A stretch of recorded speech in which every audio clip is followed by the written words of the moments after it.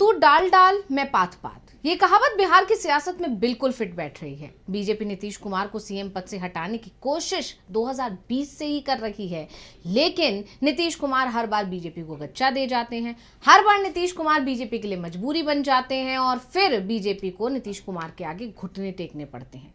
इस बार भी बीजेपी ने नीतीश के साथ खेला करने की पूरी तैयारी कर ली थी। बीजेपी ने नीतीश कुमार की पार्टी जेडीयू को नीतीश कुमार को कमजोर करने के लिए पूरी प्लानिंग की थी और सबसे पहले तो नीतीश कुमार की सीटें ही कम की गई, क्योंकि अभी तक लगातार ये रहा है कि नीतीश कुमार की पार्टी को बड़े भाई की भूमिका में रखा गया। ज्यादा सीटों पर चुनाव लड़ती थी उनकी पार्टी, लेकिन इस बार बीजेपी ने दोनों को बराबर पर लाकर खड़ा कर दिया। यानी बीजेपी और जेडीयू बराबर बराबर सीटों पर चुनावी मैदान में उतरी और इसके साथ ही ये साफ हो गया कि इस बार नीतीश का कद घटा दिया गया है। इसके अलावा पहली बार सीएम उम्मीदवार के तौर पर उनके नाम की घोषणा नहीं की गई, जबकि इससे पहले हमेशा से एनडीए की तरफ से सीएम के तौर पर नीतीश के नाम की घोषणा होती रही है। लेकिन इस बार बीजेपी इस सवाल से बचती रही, अमित शाह इस सवाल से बचते नजर आए और नतीजे सामने आए तो खबरें शुरू हुई कि बीजेपी अब अपना सीएम बनाने की तैयारी कर रही है। लेकिन बीजेपी का ये खेल भी 48 घंटे में फुस हो गया, क्योंकि नीतीश कुमार ने अचानक पलटी मार ली। राजभवन पहुंचे डिप्टी सीएम सम्राट चौधरी भी उनके साथ गए थे। नीतीश कुमार के इस्तीफे की तैयारी थी, ये माना जा रहा था कि नीतीश कुमार आज इस्तीफा दे देंगे। लगातार खबरें चल रही थी कि 17 नवंबर को नीतीश कुमार इस्तीफा देने जा रहे हैं, लेकिन नीतीश ने तो इस्तीफा दिया ही नहीं। और अब जेडीयू की तरफ से यह कहा जा रहा है कि पहले बीजेपी नीतीश कुमार को सीएम बनाने के नाम पर समर्थन देगी, यानी नीतीश नई सरकार बनाने का दावा पेश करने से ठीक पहले ही इस्तीफा देंगे, उससे पहले वो इस्तीफा देने को तैयार नहीं है। यानी कहा जा सकता है कि नीतीश कुमार को बीजेपी पर भरोसा ही नहीं है कि बीजेपी कोई भी खेल उनके साथ कर सकती है। इसीलिए जेडीयू ने साफ कर दिया है कि सीएम तो नीतीश कुमार ही रहेंगे, चाहे कुछ भी हो जाए। तो आज हम अपनी स्पेशल रिपोर्ट में बिहार एनडीए में चल रहे टकराव पर करेंगे बात, ये भी जानेंगे कि कैसे सीएम फेस पर सस्पेंस बरकरार करना अब बीजेपी के लिए ही बनता जा रहा है मुसीबत। नमस्कार, मैं हूं अंशिता। बिहार में विधानसभा चुनाव के परिणाम सामने आ गए हैं और 14 नवंबर को नतीजे आते ही चर्चा एक बार फिर चल पड़ी कि क्या नीतीश कुमार को ही सीएम बनाया जाएगा या फिर बीजेपी उनके साथ महाराष्ट्र वाला खेल कर देगी, नीतीश कुमार के साथ शिंदे वाला खेल हो जाएगा। और इसके साथ ही एनडीए के अंदर सीएम फेस को लेकर लगातार मंथन भी चल रहा है, बस नाम पर मोहर नहीं लग रही है। हालांकि दावा यह भी किया जा रहा है कि सीएम तो नीतीश ही बनाए जाएंगे, क्योंकि बीजेपी के पास और कोई ऑप्शन भी नहीं है। लेकिन बड़ी बात यह है कि बीजेपी की तरफ से इस काम में लगातार देरी की जा रही है। बीजेपी अपने विधायक दल की बैठकों को लगातार टाल रही है, जिससे सीएम के नाम पर मोहर नहीं लग पा रही है।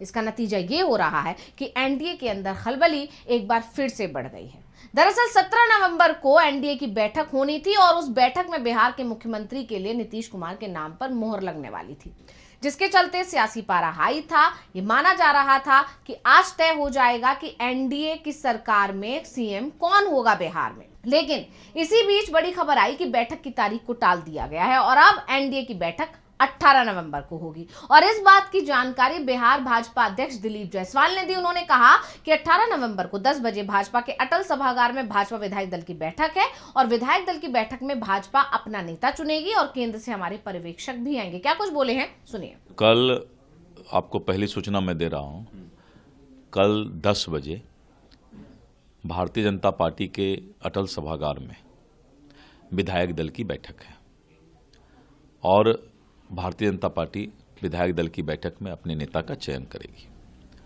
उसमें केंद्र से भी हमारे ऑब्जर्वर आएंगे और उसके बाद जो है फिर एनडीए और फिर सरकार गठन का काम पूरा कर लिया जाएगा।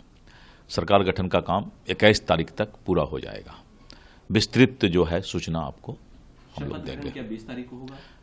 वही उसी के आसपास मैं कल उसके बाद विस्तृत सूचना दूंगा। अभी तक संभावित है, लेकिन उसके बाद में सूचना दूंगा। अब दिलीप जायसवाल का जो बयान आया है उससे एक बात तो तय हो चुकी है कि बीजेपी विधायक दल की बैठक में नया नेता चुन लिया जाएगा।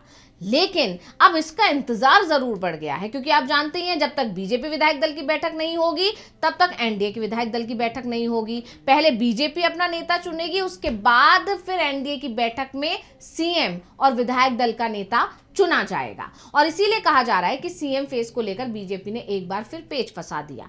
लेकिन इधर बीजेपी ने पेच फंसाया तो उधर नीतीश कुमार ने भी पेच फंसा दिया।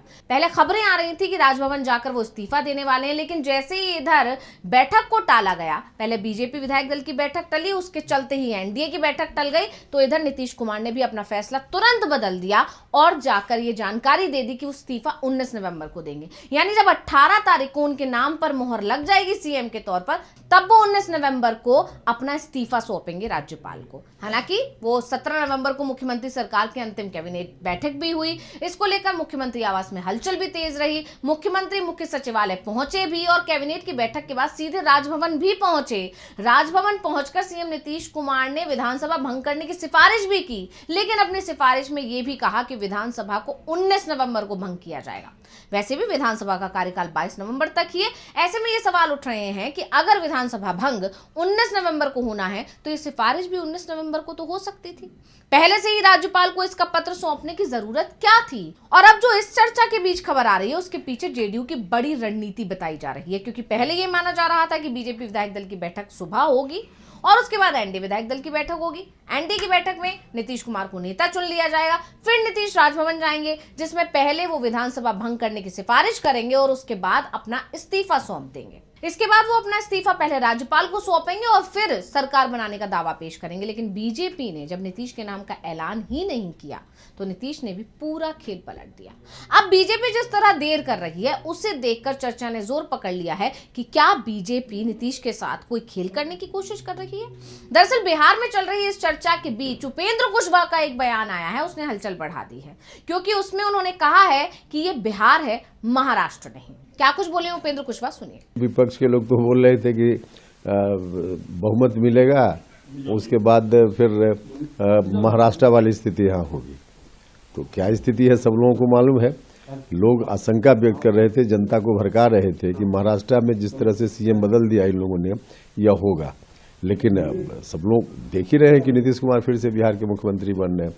तो विपक्ष के लोग क्या कर रहे हैं, इससे क्या मतलब है? कोई मतलब नहीं। उपेंद्र कुशवाहा का कहना है कि हमने बार बार कहा है कि नीतीश कुमार मुख्यमंत्री थे, हैं और रहेंगे। अब जहां एक तरफ सीएम फेस पर सस्पेंस बरकरार है, नीतीश कुमार और बीजेपी के बीच अभी भी लगातार खींचतान देखने को मिल रही है, ऐसे समय में उपेंद्र कुशवाहा का नीतीश कुमार से मिलने जाना, उस मुलाकात के बारे में सबको जानकारी देना और ये बयान आना बताता है कि उपेंद्र ने अपना स्टैंड जरूर क्लियर कर दिया। उन्होंने साफ कर दिया कि अगर बीजेपी नीतीश के साथ कोई खेल करने की कोशिश करेगी तो वो नीतीश के साथ ही खड़े नजर आएंगे।